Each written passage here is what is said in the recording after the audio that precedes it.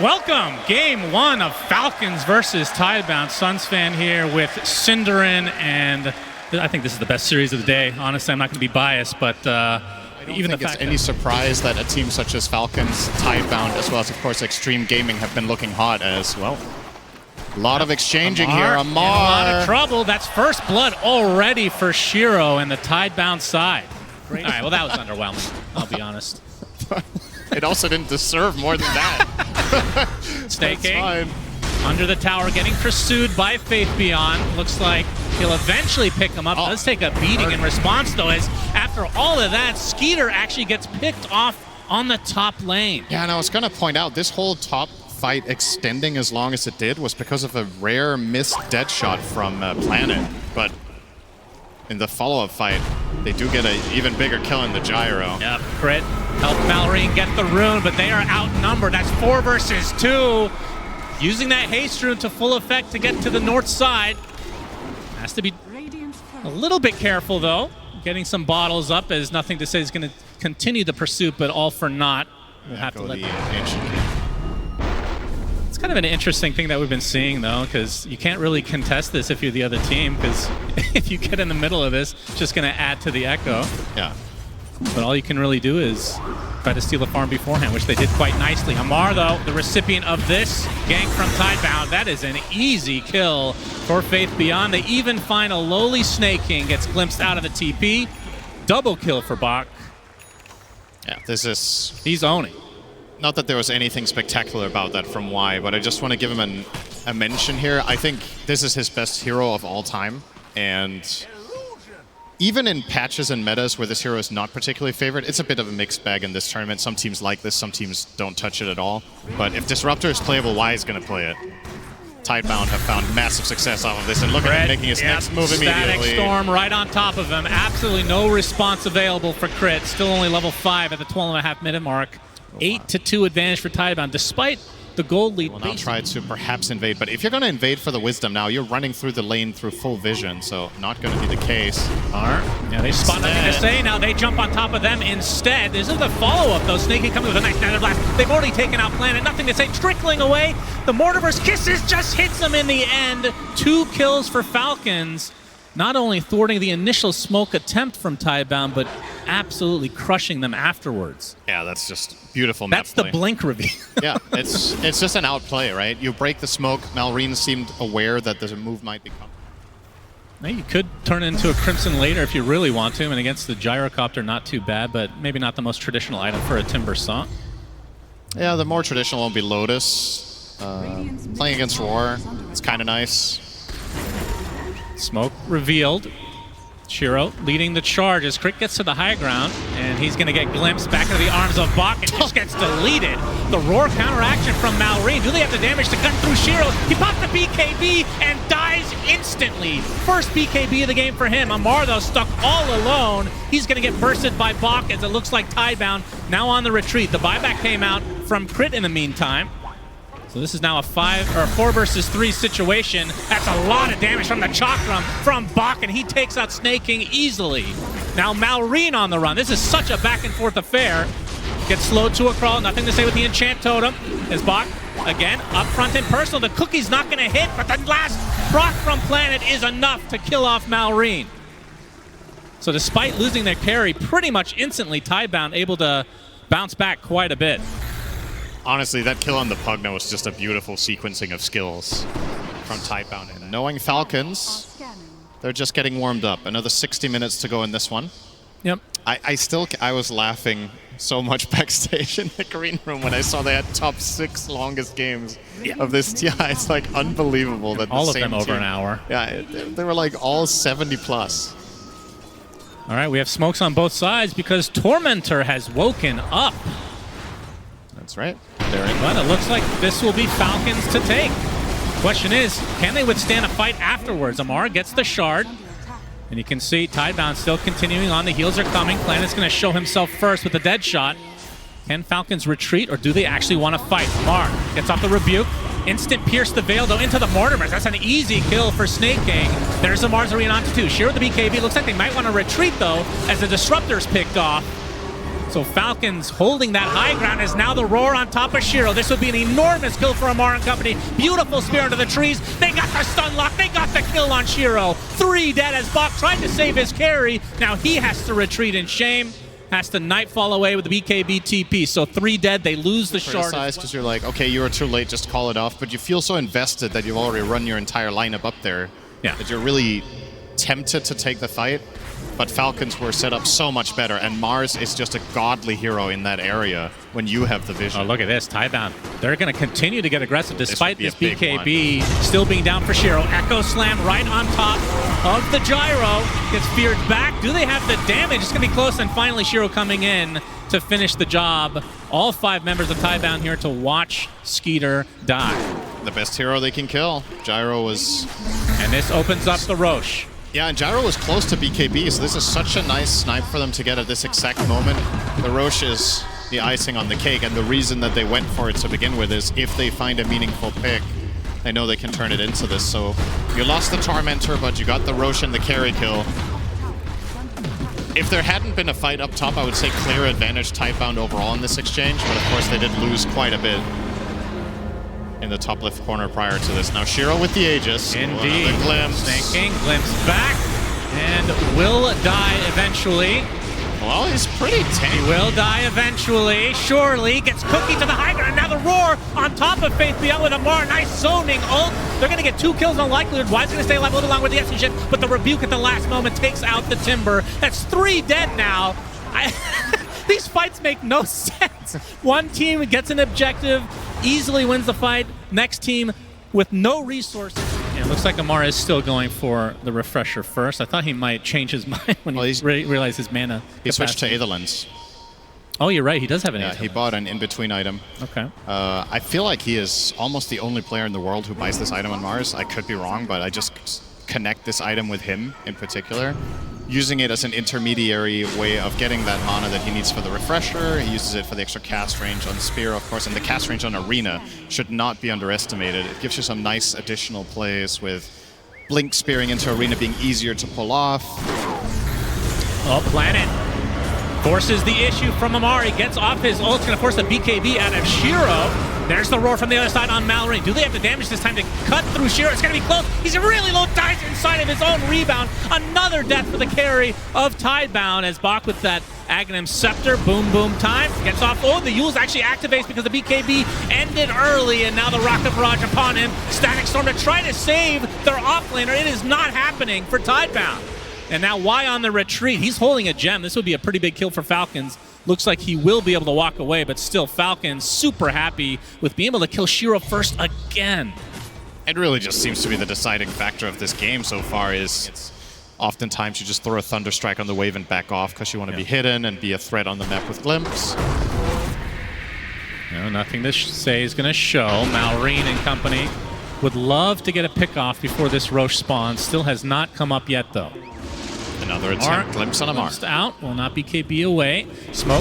Oh, there's the Echo Slam. There's the opening under the gyrocopter. They're going to be able to blow up Skeeter. He's dead. Just like that. As Malrine gets off another roar. But now this is in full retreat mode. They do have buyback on the gyrocopter if they want to use it. Fisher's going to connect onto the Pugna. Snaking. Tankier than he looks, of course. Bach, his Aghanim Scepter does proc his crit with the Mortimer's Kisses. There's the Mars Arena from Amar himself. Lots of damage onto Shiro with the double spear to follow. Shiro's dead. Bach follows suit. No buybacks needed from the side of Falcons as they somehow turn this. Even though Skeeter dies first, they have to commit so much for that, and Amar finds a beautiful angle. That spear was... Oh, the cancel of the TP. Y does get off another glimpse, but we can see the TP from Malrine. He wants a piece of this, and he'll get it. Denies a bounty rune, though. Good job to Y. That gets tipped for that. Nice heads-up play. Yeah, that was the timing for TIDEBOUND, right? And they kind of lost that. At least it was like it looked good at first. A draw at best. And it is a banner again, though. This could be a big help. They're not going to waste any time. Falcons right away. Yep. Wave getting cleared, though, so no Rosh banner placed yet. Skeeter already in half HP. We'll get healed via the Pugna, so not going to use the Rosh banner until now. This tower looks to be dead. There is a fortification online for TIDEBOUND. Flat cannon. As Lamar jumps in very deep, gets off the arena. They're going to focus on the buildings for now, so maybe this is just... He's just going to die to the Mortimer, so Planet... No chance at all, as that's a second lane for Falcons. Glimpse back, Malreen's gonna get Echo Slam with the Fissure to follow. He's gonna get E-bladed though, nothing to say. Does get the kill with the last Fissure. There's the buyback though as Skeeter disposed back into the Static Storm. Pops the BKB, healing up thanks to the Pugna and a little bit from the Satanic as well. And you can see Shiro left all alone. He's roared and killed. 90 seconds of no mercy as a cheese eaten up by Skeeter, and they're going to go for full megas, if not just the throne outright. They didn't even get his Aegis there. They kill the Beastmaster, he has buyback. There's just so many lives to get through. Yeah. You have to commit so much to kill one core one time. Now this Pugna pick has been pretty valuable. Deadshot can make things a little bit more annoying. And Skeeter, all he wants to do is get to that top side of the map, but they keep blocking him. All of these obstacles, as there's the roar from Malreen right on top of Muerta. That is a death for Planet. No way to get back in the game. Second one reserved for Y. He buys back though. This is going to be potentially the last defense for TIDEBOUND in this game number 1. But it's going to be 5 versus 3, not including the Aegis, which still has a full 3 minutes. Yeah, Skeeter just seems invincible. 5k HP and 30 armor and a Pugna. The Pugna life drain has been such a big deal. TIDEBOUND would have been able to defend and stall out for so long against the carry, but all of their damage just get nullified. And that is Mega Creeps. This is tier a fast game for Falcons, Shannon. 46 minutes? I still believe this will go 60 minutes some way, somehow. Bach gonna get speared into his own tier 4. Lincoln actually does proc thanks to that primal roar. And you can see the gyrocopter not too worse for wear because the Pugna's still on the back line, healing him up. Not much TIDEBOUND can do here as the tier 4 is about to drop to the deck. Lamar getting harassed a bit. Muerta back in 30 seconds right now. Still a 5 versus 4 in favor of Falcons. Throne completely exposed now as Shiro going in for one last ditch effort. They're just gonna block off. Pugna still in range though, and this life drain, they just can't do anything about it. Amar, Arena, right on top of Bach. Now the magic damage coming from Skeeter with the right click as well. Bach is dead. Buys back instantly. There's roar number 1 for Marcy. Echo Slam a little bit too late as Shiro is already dead. And nothing to say, has to walk back in shame as a triple Arena from Amar as the GGs come out. Falcons take game number 1. Damn, that was... It was an interesting first 15 to 20 minutes that were back and forth, but Falcons found one good fight, started getting that 6k lead that we talked about, and after that, every single subsequent fight, they have Shiro's number. Because I don't see any game-breaking +4s at least. Ooh, well, that is a hero we have seen Shiro played on the road to TI, and it is a ranged carry, so we like that as 50-50, you know, all balanced, Tigo. But using its map presence correctly. Yep, Amar taking a lot of raises, wants to get aggro though, pops the stick as Shiro now is the one he's pursuing, but this looks like it might be the death of Amar, but first, Planet goes down. That is a huge deal, so first blood actually going to Falcons. Malreen does not activate the ult as of yet. Tries to burrow strike out of the glimpse, but it's not happening. It's nothing to say. He's going to greet Snake King. Likely a death to his name is Skeeter. Now to 1 versus 2. Mallory's going to try to accompany him at the moment. Snake King, one more right click will do it for nothing to say. We'll be able to clip him with the Illusory Orb, but the bigger kill is onto Skeeter. Mallory, though, with the Epicenter, misses the burrow strike, but still gets the kill on the Centaur, and he takes the Shrine of Wisdom as well. So despite being outnumbered, Falcons getting the better of that. Just like in game number 1, they get both Wisdoms minute 7. Was not expecting them to actually be able to get it this time, though. So Blade Mail now up for Faith Beyond. As Amar is going to make his way to the mid lane. And another stolen shrine, potentially? Oh, they might even get Shiro as a bonus. Shiro, Epicenter's coming from him. He is not ready for this one. Bushwhack to follow Stampede, but the Sharpshooter is enough again. Falcons get away with murder, and the trade is a measly support. Of course, no offense to Snake King, he actually gets off the song anyway. Even the Wrath of Nature's not enough. They use the Glimpse and the Static Storm as well, but the Illusory Orb is enough. They use everything to kill the support off as Skeeter shows up. A little bit too late though, so Planet does end up trading the Wisdom Shrines, but still the bigger kill on top of Shiro. Almost survived. How is he so tanky? There's a Radiance now on a Abaddon.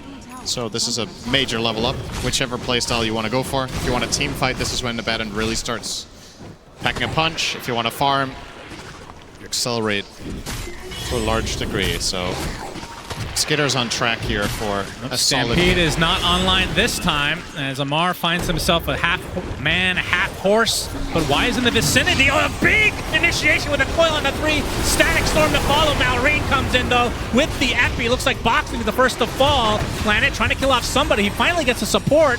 Looks like he's going to die shortly after, though, as the song to try to reset.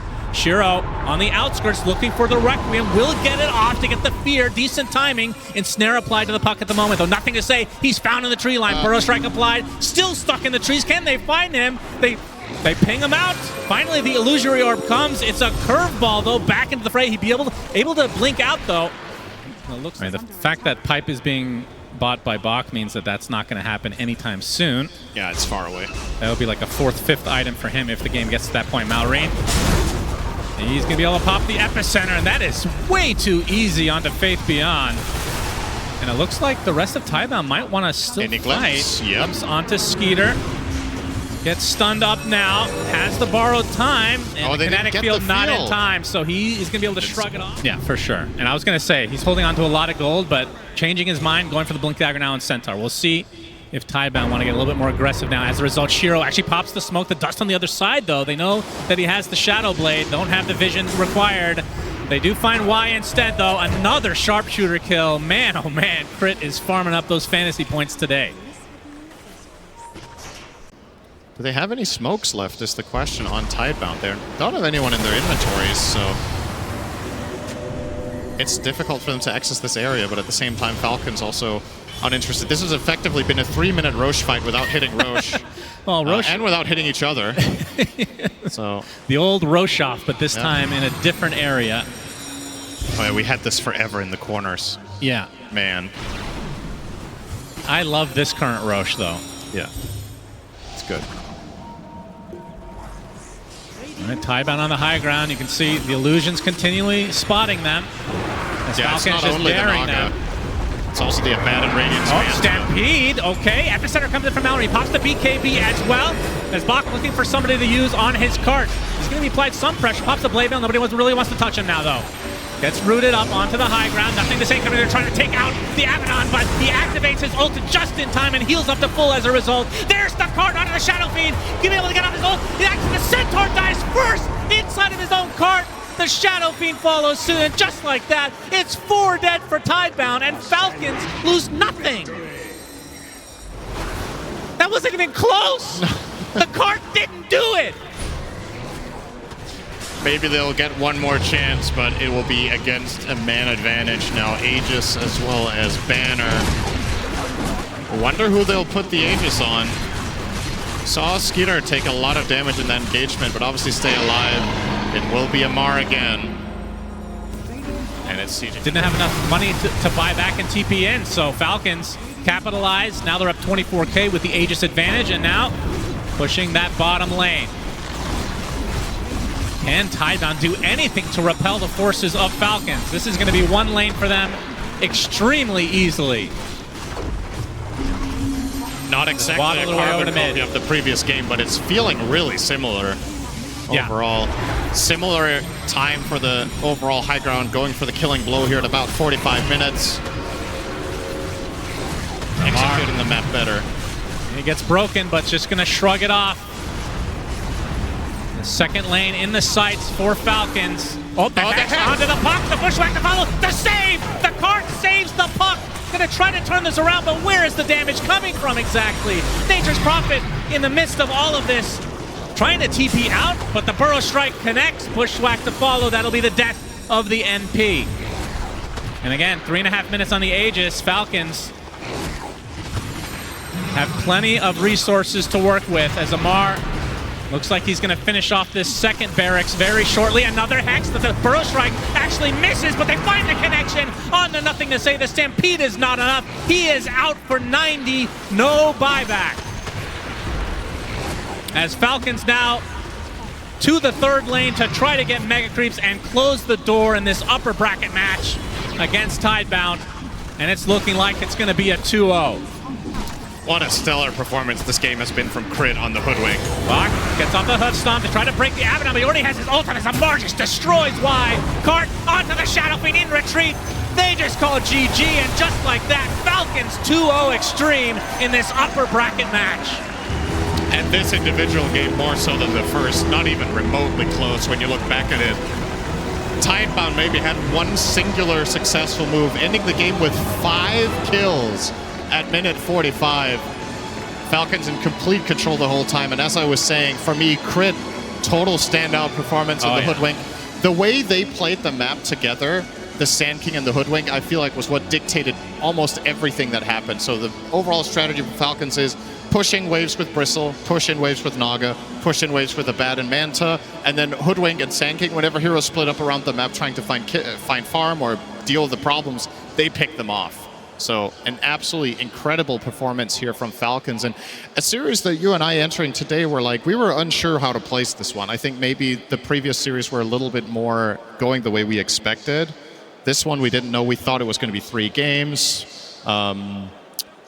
It wasn't. Yeah, it feels like Falcons have really leveled up as you hear the crowd cheer as they exit their booth, but just a masterful performance.